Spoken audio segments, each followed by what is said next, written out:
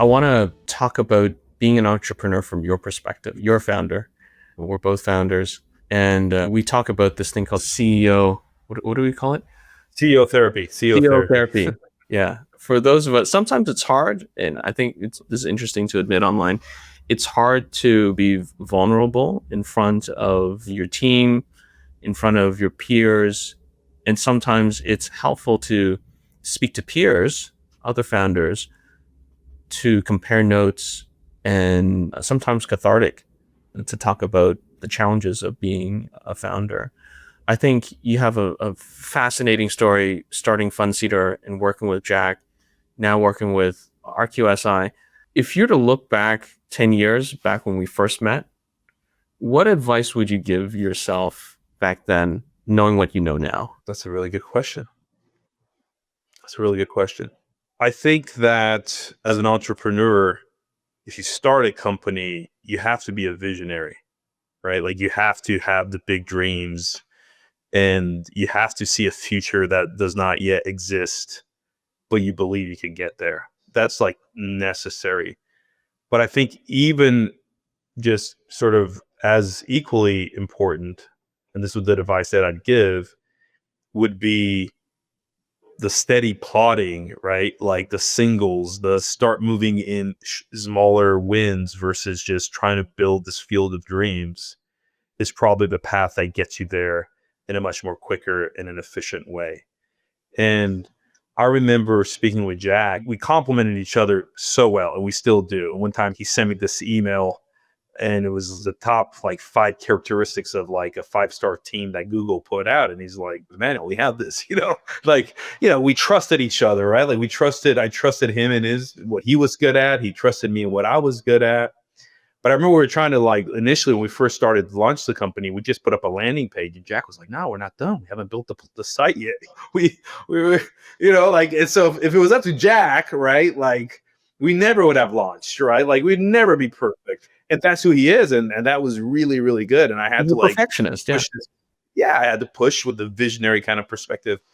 And similarly, it was good that many times, like, Emanuel, we're not ready. We have to add these brokers, or we have to have this connectivity, or it's got to be a certain way. And so I appreciated that about him. And so to answer your question, if I would look back, I would say focus on the small wins, like get more validation early instead of trying to build something that was revolutionary. And in many ways, it still is. And in many ways, we were extremely early. We talked about it. For me, FundSeeder was an idea that came out of failure. So it wasn't just something that I just say, I'm going to start this company. I was going to launch a fund and I had a backer who was supposed to back me with $30 million and they backed out of it. And I had no network. I was young. I was like, I had no anybody. And then I said, there has to be a better way. And so that was the genesis and sort of the seed, if you will, of this FundSeeder journey. And so that passion kept me going through the ups and downs of an entrepreneur lifestyle. And you're blind, right? Like if you'd ask, would I do this all over again? Of course not, right? Like when you tell any successful entrepreneur, would you do it again? And they'd be like, oh my goodness, probably not. But I would be that focused on just the small wins. You can't be something for everybody. What's the value of, and how do you look at partnerships differently today than you did back then? I think that I'm more experienced to know that there are only really a small group of philosophically aligned investors or partners that get and understand what we're doing at FundSeeder. For example, you go to a big multi-pod, multi-manager shop, we're too small. They're allocating $1 billion of capital, and I knocked on a lot of those doors thinking that somehow that they would get this vision for what it could be.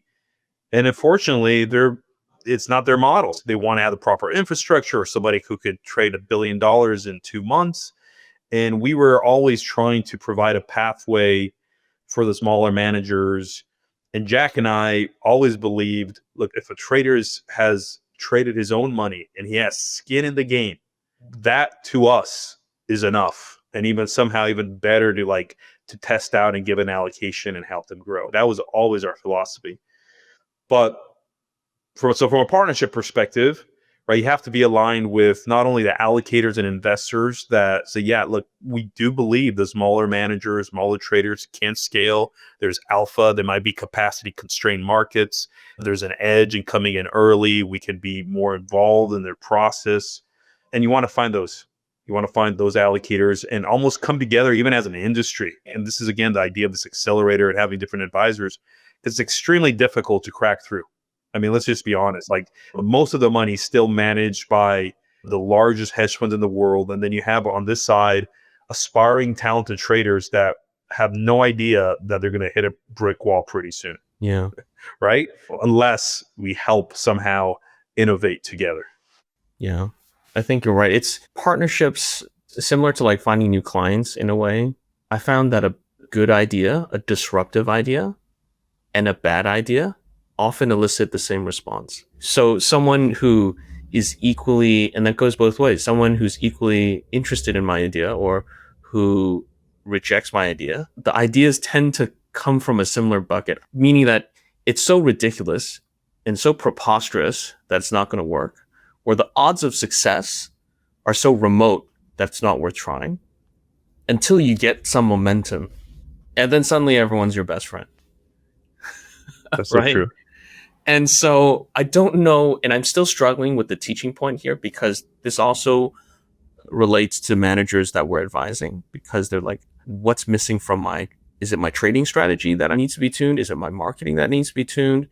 And when we criticize them or when we give them feedback, sometimes I wonder, I need to check myself. Am I giving them feedback because it truly is a bad idea or they're doing something wrong?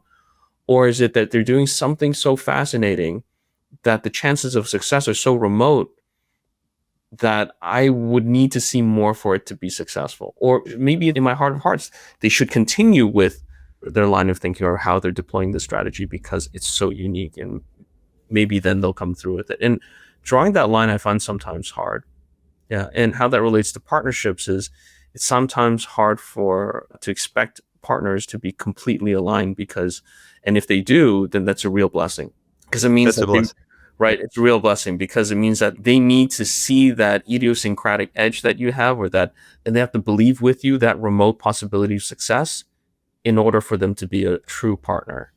Yeah, I think you articulated it really well, Alvin. And it's being honest with them and then also communicating the proper expectations. Because I think in this industry, there's a lot of people who make a lot of promises, especially on the cap intro side. A lot of like, hey, this is what we're going to do. We're going to raise money. And it's unfortunate because it decreases the likelihood and chances, in my opinion, of that manager succeeding, because it gives them like, I think it's going to happen in 6 months or in a year, and they maybe go all in, and then eventually they just shut down instead of having more of that longer process of expectation. So partnerships and having people, and that's what I love about you and our relationship. I mean, you tell it like it is. You've always done that.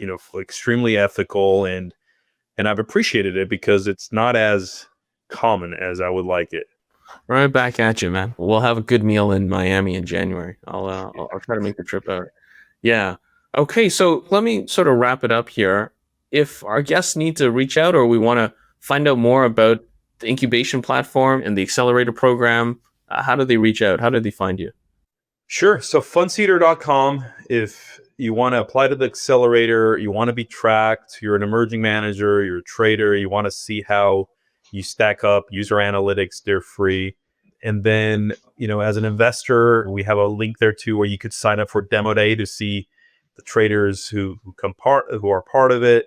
And then rqsi.com is the investment side, and they're fully owned FundSeeder now. They acquired us, and I'm working with Neil and with John Ramsey and the whole team. Awesome. Well, thank you very much. It's good to see you, Emanuel, and we'll catch you on the next one.